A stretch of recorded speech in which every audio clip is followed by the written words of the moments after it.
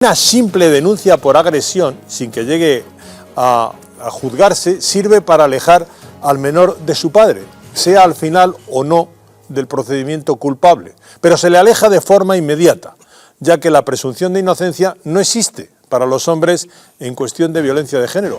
Hablamos con Jesús Muñoz, creador de la web malostratosfalsos.com y víctima de esa ley de violencia de género. Jesús, saludos, muy buenas tardes. Muy buenas tardes y un placer de nuevo estar aquí.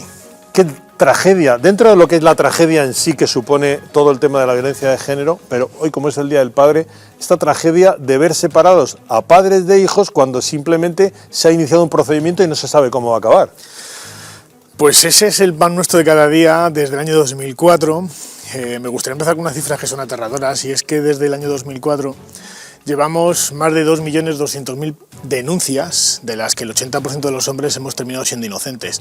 Imaginemos ahora la cifra de hijos que se han quedado sin padre durante 1, 3, 5 meses, 1 o 2 años en un proceso judicial en los que la mayor parte de ellos se ven abocados pues, desde el destierro en la propia casa, órdenes de alejamiento y la aplicación del artículo 92.7 del Código Civil, que como bien has comentado, automáticamente te priva de la solicitud de guardia y custodia compartida. Y ahora, con esta superministra de Igualdad, nos encontramos con el, vamos a decir, la elevación a la máxima crudeza del artículo 94, que es automáticamente, siendo inocente, sin una prueba en contra que demuestre que eres un culpable, es decir, una sentencia judicial, ese artículo 94 automáticamente te priva de poder tener un régimen de visitas, algo que está estudiando el Constitucional, si es constitucional o no, una medida tan grave. Jesús, que esto a lo mejor la gente no lo entiende. Es decir, ya antes os separaban a los padres de los hijos simplemente con una mera denuncia.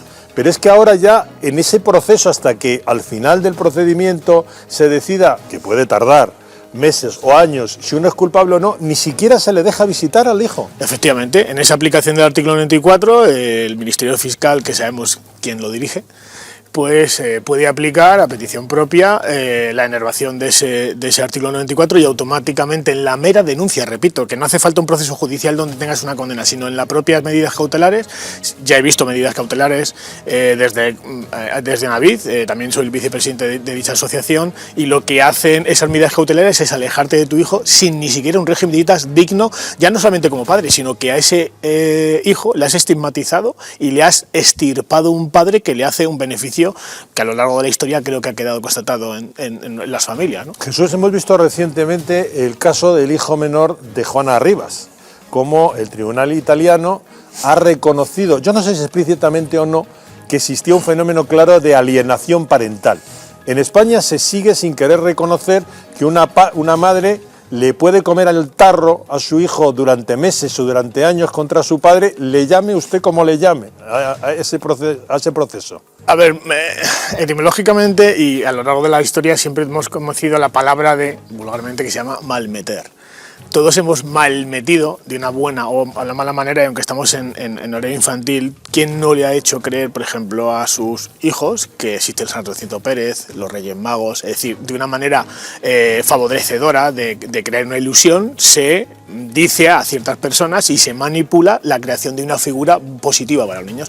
Si se es capaz de manipular positivamente la mente de un menor para un fin positivo, ¿por qué no vamos a ser capaces los adultos de manipular en un proceso de separación donde tengo que ganar la guardia y custodia y por tanto la vivienda en usufructo, que papá a partir de ahora es malo?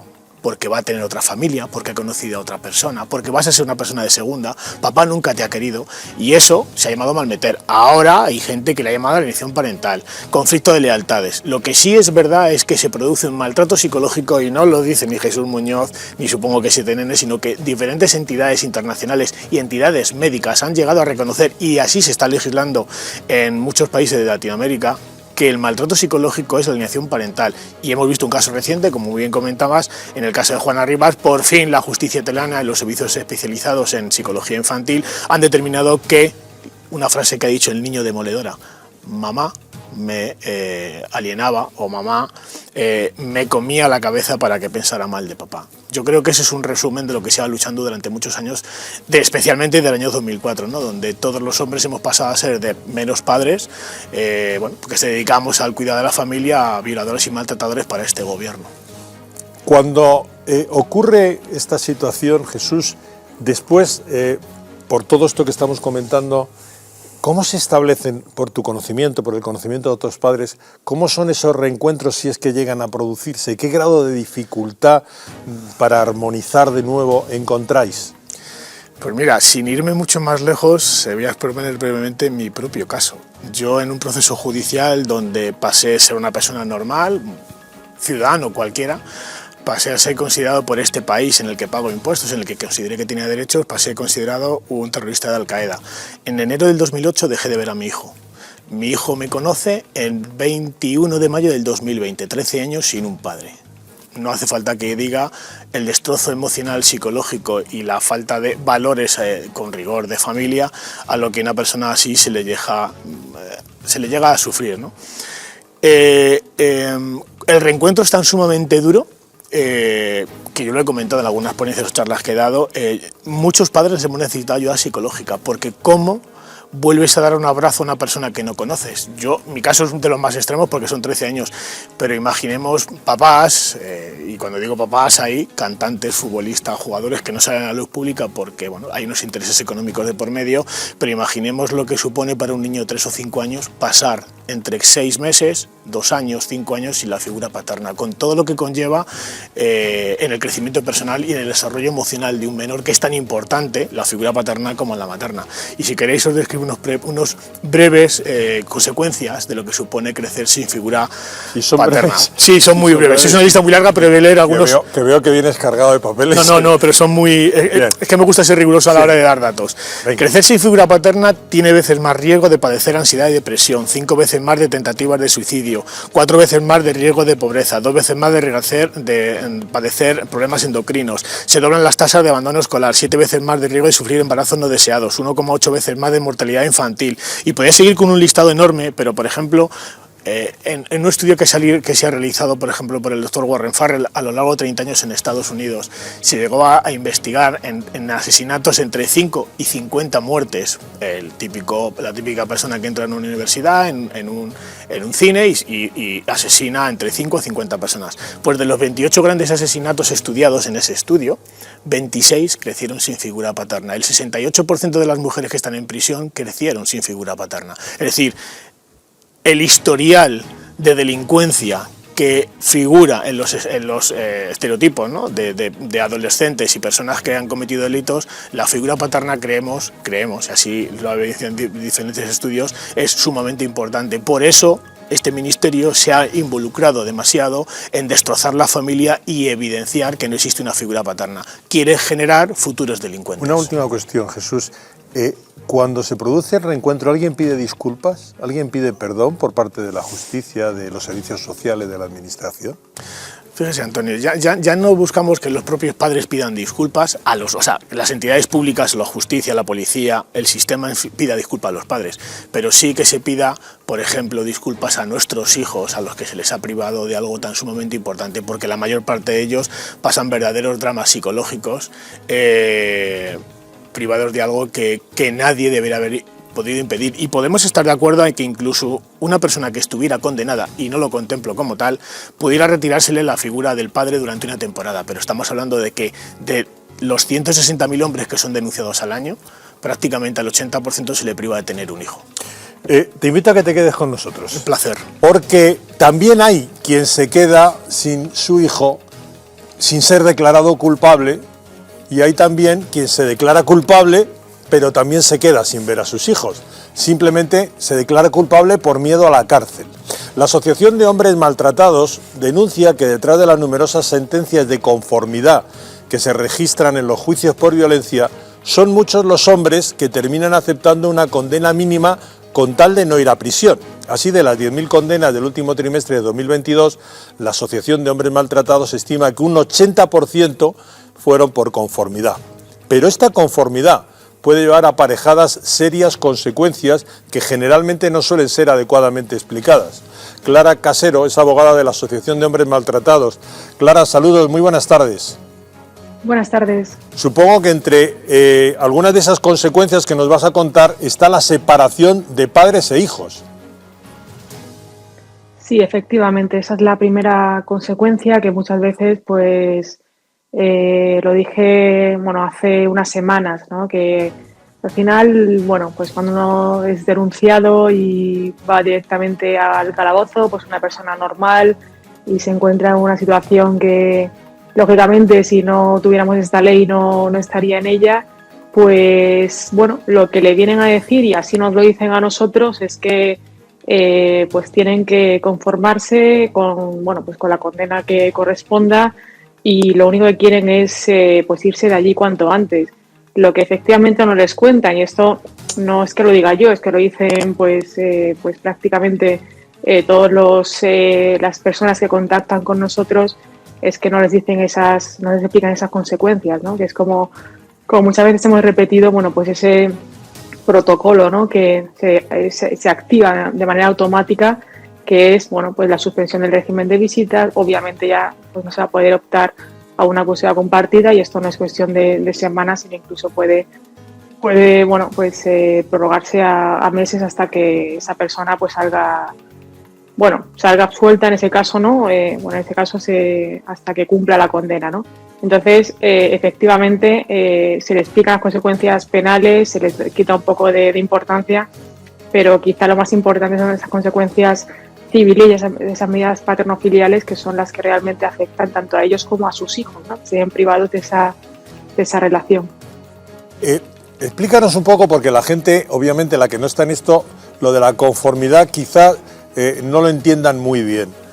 Clara, a alguien se le dice que se reconozca culpable si no quiere ir a la cárcel, y yo, aunque soy inocente, por miedo a lo que me pueda ocurrir, entonces digo, pues vale, ¿cómo va esto? Sí, eso es. Yo, que también está en el turno de oficio, bueno, pues realmente, pues para que la gente lo entienda, cuando hay un delito que no tiene nada que ver, un delito contra la seguridad vial, por ejemplo, pues un delito de alcoholemia, pues lo normal, el 99% de los casos, es que pues uno se conforme, y esa conformidad implica una rebaja de la condena. Lo digo porque es una cosa pues difícil de defender, digamos, ¿no? Al final es un número, y ya está. Cuando una persona reconoce el delito, pues tiene un beneficio, si lo ha cometido, que es pues una rebaja. Pero en el caso de violencia de género, yo no he encontrado otro tipo de delitos en los que haya unas conformidades tan altas, ¿no? Como en este campo. Entonces, bueno, pues a mí me han llegado a decir que, bueno, pues el otro día literalmente me decía una persona, ¿no? Es como si de repente te dicen, ¿no? Susto o muerte, ¿no? O sea, o te vas a prisión 2 años y medio, o te conformas y te pongo una pena de 7 meses que no vas a entrar en prisión, pero no hay una alternativa, ¿no? Entonces, realmente es bastante impresionante el número de personas que llegan a conformidades, pues porque tienen miedo de poder ser condenados, además por delitos que no reconocen haberlos cometido, ¿no? ¿Cuánto calculáis en la asociación? ¿En qué porcentaje está ocurriendo? Antes nos hablaban de un altísimo porcentaje, Jesús, de casos que no son, que son denuncias falsas. En vuestro caso, ¿cuántos calculáis que aceptan una conformidad más por miedo que por haber cometido un delito? Bueno, yo no sé si podría decir el 100%, pero desde luego a mí pues nadie me ha reconocido que ha cometido el delito, y no lo digo en un sentido lo digo en un sentido también en un contexto profesional, que sin dar datos podría decir otra cosa, ¿no? Pero realmente todas las personas que vienen y nos dicen, he tenido que llegar a una conformidad, el abogado me planteó esto, la situación era esta, pues realmente son todos. Sí que es verdad que por suerte pues hay algunos que dicen que no, o se coge a tiempo y se puede revertir esa situación, pero no conozco un caso de una persona que realmente quisiera o asumiera como tal, sabiendo las consecuencias, pues esa decisión. Una última cuestión, Clara. Cuando ya has aceptado la conformidad, cuando te has declarado culpable, por lo tanto, y pasan los 7, 8, 9 meses, el acuerdo al que se haya llegado, ¿es fácil volver a recuperar a tus hijos? Bueno, desde el punto de vista jurídico no es tan difícil. a lo mejor hablamos de haber perdido un año de tiempo, pero bueno, pues un año de tiempo sin esa relación de padre-hijo, bueno, pues creo que son más las consecuencias familiares, psicológicas para los menores, que luego sí que se puede revertir esa situación, se puede modificar las medidas y la custodia que en su momento pues no se consiguió, se puede conseguir, claro que sí. El problema principal es que en ese transcurso de tiempo, que pueden ser pues pocos o muchos meses, pues sí que hay un daño real y efectivo a los menores, ¿no? Los padres sí que sufren mucho, pero bueno, al final son adultos y bueno, y lo pueden sobrellevar, ¿no? Al final pues no les queda otra, digamos, y luchan por sus hijos, pero el problema fundamental es que esa relación se deteriora mucho y que las consecuencias para los menores son incalculables, ¿no? Entonces, bueno, pues creo que es más ese problema. Nosotros sí que es verdad que estamos intentando, bueno, pues que se reconozca que no es fácil desde el punto de vista jurídico que esas conformidades, pues, bueno, pues son, digamos, nulas o que puede haber una nulidad en el procedimiento, pero bueno, como digo, y para no liar mucho, desde el punto de vista jurídico, se puede revertir, en el sentido de que se puede modificar la medida, pero lo que preocupa sobre todo y lo que quizás no tiene esa fácil solución es pues esas consecuencias negativas que sufren los menores. Además, también por no decir a veces la manipulación que sufren, ¿no? Pues por parte de la madre, ¿no? En este caso, pues también nos consta que pasa, ¿no? Clara Casero, muchísimas gracias por haber estado con nosotros. Muy buenas tardes. Gracias a vosotros. Buenas tardes. Bueno, Gracias. Jesús, hemos visto en este Día del Padre, queríamos ocuparnos, dos maneras de perder a sus hijos completamente diferentes. Es decir, la denuncia falsa, a la que al final le declararon inocente, pero encima, si hay uno que por miedo se declara conforme, también pierde a sus hijos. Una última acotación y cerramos este. Pues sí, es muy triste. Tenemos aproximadamente del 20% determinan las condenas, es decir, si hay unas 160.000 denuncias anuales, aproximadamente hay unas 30.000 condenas. De esas 30.000 condenas, más del 60% son conformidades. La mayor parte de los padres que se sometan a una conformidad, en la mayor parte de los casos que conocemos también desde la asociación de la compañera o desde Anavid, la mayor parte de ellos no se les ha informado que una de las consecuencias de firmar una conformidad es que pierden la capacidad de tener custodia compartida. Jesús, muchísimas gracias por haber estado con nosotros en el Día del Padre. Gracias a vosotros y gracias a 7NN. Hugo, menudo.